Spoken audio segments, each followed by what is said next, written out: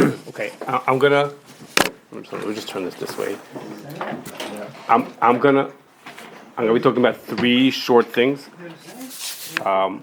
And the first one is something called black ripe olives. And that is that when olives that we all see that are packaged all start off as green olives. There is actually such a thing as black olives that are black, really, that are ripe olives, and those are black. When olives grow on the tree, they go green, and then with time they turn darker and darker colors, and eventually they become black. By the time they're black, nobody would sell them for eating. By that point, they're very full of oil and they're very mushy. They don't sell them for oil. The black olives that you see, it's in one of those bowls, are not. They didn't grow black. They grew green. They were taken off the tree when they were green. But in the rest of the world, they don't call them black ripe olives. Only in America they call them black ripe to give you the impression that they grew so long that they turn black. That's not the truth. The rest of the world calls them black oxidized olives. And that's How long does it take for them to become black? on the tree. No, he said they're green. He's going to describe. I'm gonna explain to you in a second. A regular olive, in order to be processed to go from being off the tree until it's ready to eat, takes several months of curing and fermenting in salt water and other things like that. I don't know why it says seriously there, but anyhow, That's Greek to me. That's the zoom. that's When you the minimize the zoom, the rock still stays. okay. Olive oil, that's green olives? that No, are- black. No, those are from black olives. Oh, okay. What it is that if you want to make olives really quickly, then you make them black olives. And black olives, you put them in caustic soda, lye. You put them in that, and in about a week, the olives go from being green and not edible, they're very bitter, to being ready to eat and perfectly edible. Okay, it takes about a week. You can't eat things with caustic on them, so they wash it all off. And at the end, if you could just do me a favor, please, and uncover those two bowls. Someone who was sitting there. Okay, at the end, what's relevant to us, what's relevant to the Pesach part of it, there's lots to say about the olives themselves. What's relevant to the Pesach part of it is that there's one last step in the process. Okay, and that is they put in something called ferrous gluconate into it to help after it's. Okay, I can't help. It is.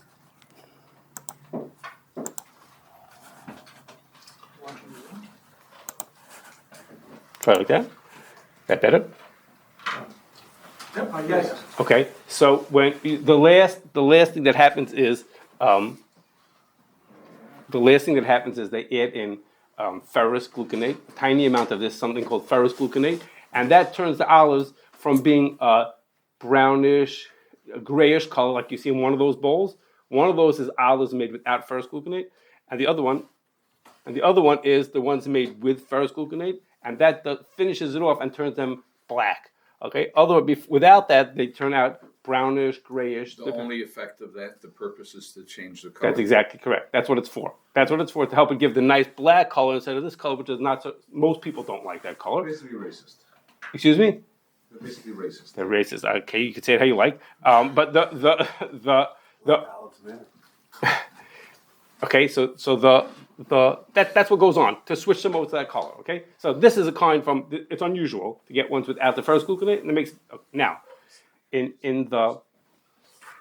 I learned about making olives a couple of months ago. I was in Greece for the CRC doing some stuff. There was some time, and I went to learn about making olives. And when I was there, they talked to him about making these olives for Pesach, and he says, "No, we can't, because our ferrous gluconate is made from chametz." Okay, we've looked into this, and our ferrous gluconate is made from chametz. Okay, and the reason is because ferrous gluconate is made from two things. Ferrous is the iron side of it, and the gluconate comes from gluconic acid, which comes from glucose. And in Europe, things that are made from glucose are made from whatever starch you have around in town. Okay, and for them in Europe, the starch that they have a lot of is wheat.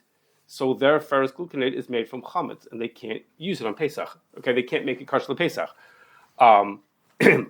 As opposed to the ones that you see in front of you, which are made in the United States.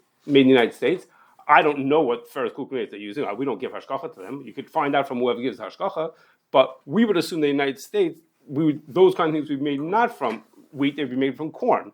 Okay, depending on where you are in the world will depend on what it's made from. So I'm telling you as an example, just for the olives of it. If you pick up a can of olives in your house, black olives that are made in Europe, Greece is a big place, or Italy is someplace in Europe. Good chance that the ferrous gluconate there is, and there's a din for Pesach, which is something that makes a difference in color. It changes the chazusa. It has an effect on color. So the things like that cannot be bottled. If it's an issa d'oraisa, it can't be bottled. If it's an issa d'rabbanan, the Pri Chadash says that yes, then we make it and it can be bottled. Okay, this is if chametz is an issa d'oraisa, and therefore it would not be able to be bottled. You wouldn't be allowed to keep it either. Okay, if it wouldn't be chametz of a Pesach because chazuz is only midrabanan, that it's not bottled, but you would not be able to keep it, as opposed to if it was made in the United States, then it would be okay. You would assume that it's made from kidneys. How do we know for sure that it's made from corn and not wheat? We don't know that it's made from corn, but in the United States, things like this that can be made from different starches almost always are made from corn. Because in the United States we have an abundance of corn. The wheat goes for things like making cookies and pizza, and when we can use anything, they use corn because that's what we have lots of. So it's not for sure. No, I didn't say you should eat it.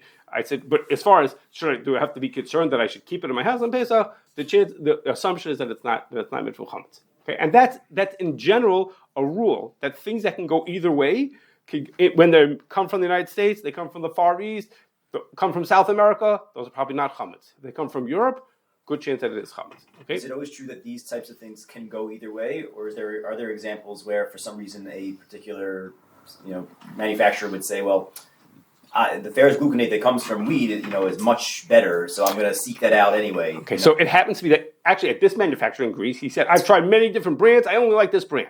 Not because it's made from wheat. He happens to like that. He thinks that brand works better for him. I can't imagine someone picking and saying, I don't like it because of the wheat part of it. That's hard to believe. That I can't say it wouldn't be. But for example, I'll give you an example where someone might say that. This came up with a different kind of question yesterday, which is some people want to have their items be non-GMO. Okay, it's easier to get wheat that's not GMO, that's non-GMO, than it is to get corn. Very hard to get corn that's non-GMO. So he might not want it because he wants the wheat of it, but he wants it to be able to qualify to be non-GMO, in which case he'll say, I'm going to go for that one because it's non-GMO, not thinking of the wheat, but just because it happens to be that's what's easier to get there. That could be. Okay, now, as another example of this, I want to give you another example of this concept. This is just a conceptual idea, which is the same thing that we could eat in America if someone living in a different country wouldn't be able to eat. And that was a different question that came up, something called zin. Okay, and what is zin? Zin are these nicotine pouches. Okay, these powders and all different. They come in a variety of different things of nicotine pouches that this company makes. Okay, this product has an ingredient that could go either way. They could be chametz or they could be kidneys. Okay, what the ingredients are is not relevant, but conceptually the same idea is like this. So what do you do with it? You eat it. You eat it, yeah. Yes. So I'm sorry that the CSC is right there in the middle there. You should be able to move it. It's on the screen. But I can't get my mouse onto that. No, you can't because it's. I can't get my mouse onto that. Okay, just have to live with him in the middle. You're missing parts of what's going on there. But what is this company Zin actually is a European company, and they make their stuff all over the place. You can't see it as well, but they show all over the place where they make the things v'chahena. So you would think they actually have production here in the United States. So you would think that the person who bought this item here in the United States would be using the one made in the United States, right? You think that's what was made in the United States. So I said to the person, I said, do me a favor, find out whether the thing is made in the United States or made in Europe. Here, there's a good chance it's made in Europe. This is not like a regular item. Good chance the company comes from Europe. So he said, okay, I'm not sure you can't see it. Now, of course, they were asking for a friend. So he said he can't find it, okay? But anyhow, he said, you're not seeing it because it's blocked, I'm sorry. But it turned out that the package that they had was made in Europe. Okay, it was made in, I think it was Sweden, if I remember correctly. So we said to them, listen, if that's what it is, then they should not be using it. They shouldn't even be keeping it on Pesach either, because good chance that thing was made out of chametz. Again, had that thing been made in America, we wouldn't have said the same thing. We would have said, don't use it. I don't understand. Is it food? If it's nicotine patch, you don't eat that. No, it's not a patch. A pouch. A pouch. Oh. It's a powder. I'm sorry. Maybe I wasn't. Patch? On this previous screen it said patch. Okay, I'm sorry. So it's a typo. Okay, it's a pouch. I'm sorry. Sorry about that. Okay, and now move on to something else. Okay, my last thing, and that is like there's something called Molino flour. Okay, some of you may have heard of that. Probably most of you haven't. Okay, but before we talk about exactly what Molino, it skipped right to the next one. Okay, now what is like this regular flour? If I go to in my house, almost everybody here has got flour in their house. So the din is that there's something called lasisa. Lasisa means you put a certain amount of water onto grain before you grind it, and it helps get the bran off when you're going to grind it. You want to get the bran off. Putting that little bit of water helps get it off. In the Beis Hamikdash, they weren't allowed to have chametz in the Beis Hamikdash. As a rule, they're not allowed to have chametz, and they had to do lasisa. So they put water onto the grains and to make finer flour, but it did not become chametz. Okay, and the din is midin haGemara. You could do lasisa and you could eat that on Pesach. Okay, you put a water onto it and it sits in water. The wheat sits with water, and you can eat it anyhow. But nowadays the Goyim said, no, we don't know how to do lasisa anymore. If we put water onto it, it's going to turn into chametz. So we do not do lasisa anymore. Okay, so if you have flour in your house, you buy flour in this. All flour has had lasisa done to it. It's had water sat on it for hours, extended amount of time. It's very well controlled. It's not just randomly done nowadays, but it's done. It's many hours worth of water. They brought a sample of that. If I remember correctly, Rav Neishlas, the Dayan from New Square, brought a sample of it to Rav Moshe, and Rav Moshe said to him, "It's safel chametz." Okay, which is essentially what the din. If you look in the earlier place, what they say is it's treated as safel chametz. So if a person has flour, the same thing is true for whole wheat flour also, even though it has the bran. They do lasisa to it. We would treat it as savcham. This is regular flour that most people have in their house. Okay. Now, an exception is spelt and rye flour don't have any lasisa done to them. They don't have any connection with water. So if you shouldn't use it, because as soon as you make something out of it, it's going to turn into chametz. But if you have it in your house, then it's not chametz, and there's no reason why you shouldn't keep it. Okay, you could just have it in your house. There's nothing wrong with it. Okay, what? Let's make matzah. Oh, if you want to make matzah, you really need to speak to Rabbi Reese beforehand, because this is like do not try at home. Okay, try it at home. Make your own matzah. You could really go wrong. Okay, so now came along a new thing. Okay, this what I'm about to show you, this thing called Molino flour is maybe a couple of years old. Okay, and Molino flour is like this. Flour is almost completely starch, and it has protein in it. The protein is called gluten. Okay, the most famous part of the protein is called gluten. Okay, there are lots of people who can't eat gluten. Okay, so those people basically can't eat anything made with flour. Okay, they can't eat anything made with flour because the gluten is what they're allergic to, or allergic. Well, they're allergic, not unless it's the right word. Some people are allergic. Some people have other reactions that are not allergic type reactions. So came along a company and they said, what we'll do is we're going to take the gluten out of the flour. Okay, how on earth do you take the gluten out of the flour? It's actually really easy. I was going to do it here as a demonstration, but I decided instead just to show you a video of someone else doing it. Okay, and that's like this. Now this person over here, you're going to keep seeing the same thing. It's not so exciting. But this person is actually doing the opposite of what we want to do. They are separating the starch from the gluten because they want the gluten. Okay, this person wants to make something called seitan, which is like a imitation meat that's made out of just gluten. Okay,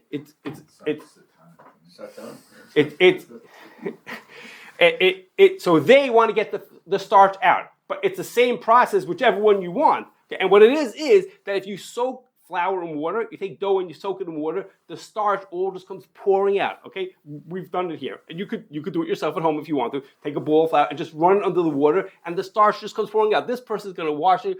If you have the patience, it's sped up, and I skip parts of it. The person goes through 5 washes, and there's still starch coming out of this thing. Okay, but when they're finished, they want to have by the end of 5 washes pure gluten. But the company that's making the Molino flour is doing the opposite. They're doing all this washing because they want to have just the starch. So they're going to collect that water, remove the water, and give you a powder back that's just starch.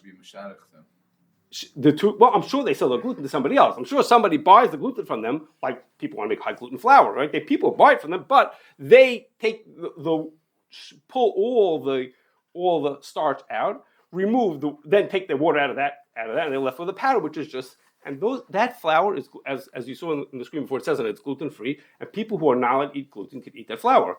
Okay, it's tested. Now, it happens to be, you should just know the why we call it Molino flour is because there are other companies that make it, but this company has a hechsher from the Badatz, the Eda Charedis in Yerushalayim.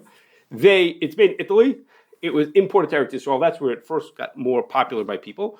And then it got shipped to the United States. So the people in the United States who use this brand because the other brands don't have hashgacha and they need it.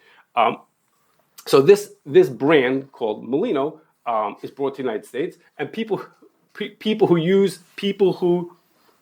are Shomer Shabbos want this because it's not just a nice thing to be able to have flour, for they want to have lechem mishnah. Okay, those people want to be able, that's why it's become popular in frum circles. More other people who can't eat gluten, they just don't eat it. Okay, but the people who want to eat it, they want to have lechem mishnah on Shabbos, so those people want to have this thing. So now, this flour is different than the flour you said beforehand. Okay, this is not regular flour that just has lasisa, that's a safek chametz.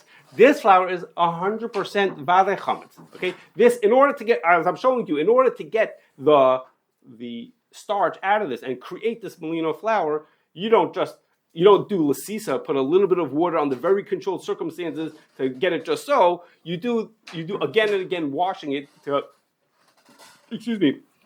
get the starch out. So the Molino flour is for sure chametz. It's not tzavuk chametz. It's 100% chametz. So one of the questions that the gluten-free people say is, oh, we're so happy to have Molino flour and that we can have actual. You can make regular bread and challah out of it. You could do like anything else with it. Maybe you can make matzah out of it. Okay, you can make matzah, just not for Pesach. Okay, you cannot make Pesach matzah out of this because it would be 100% chametz. Okay, but if you have in your house, this is 100% chametz. This is not tzavuk chametz. This is just good old-fashioned 100 chametz. It's 100% chametz because the process takes. The process is mixing flour with water. That's what the process is. But mixing flour with water does not render something chametz. If it sits for 18 minutes. That's so what this, I mean. yeah, okay, yes. So again, This is sped up. It's moving the whole time. Didn't I tell you that I just read somewhere that Rav Elyashiv said you couldn't use gluten-free flour for matzah? That doesn't make any sense now. you could not use gluten-free wheat flour for matzah, but it turns out that would be impossible because the way to make the wheat. right, You can't use it for anything. You use it for anything. you can't make on Pesach because you can't do it. It It's would just be chametz stick to begin with. okay, maybe someone has a new technology how to do it, but as it is, Extracting the gluten is making it what do you say? Matzah, process Rav of Elyashiv extracting it makes makes it into into chametz. matzah. Correct. Oh, it's Yes. gluten-free gel.